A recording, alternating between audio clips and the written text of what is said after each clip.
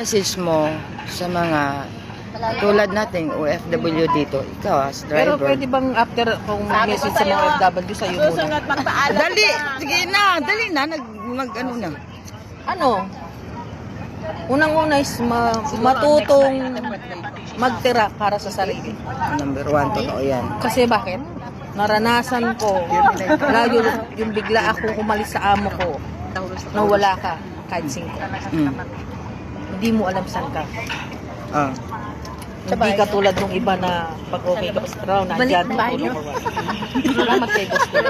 Sa totoo lang. Sa kanya ako nag-stay. At least hindi ka tulad yung makikisuyo ka or what. Kahit sabihin mo kasing may kamag-anak ka dito. Mm. Yung mga bahay dito tama lang sa taong nakatira. Yes, totoo. Diba? Kahit gusto kang patuloyin, hindi pwede. Oo. Kaya ang laking bagay. Ang laki ng naging parte ng buhay ko.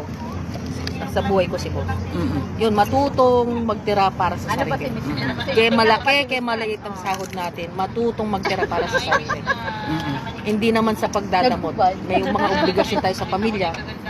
Maging wise. Nanamit mo rin siya. Ako, siguro, ngayon, kahit walang matira sa akin, hanggat buhay ang nanay ko. Tsaka yun lang. Mga 5-6? Hanggat buhay ang magulang natin, ibigay natin kung anong kaya natin. Yes. Saka dito sa abroad, wala kang ibang pagkakatiwalaan. Sarili mo lang. Totoo. Thank you very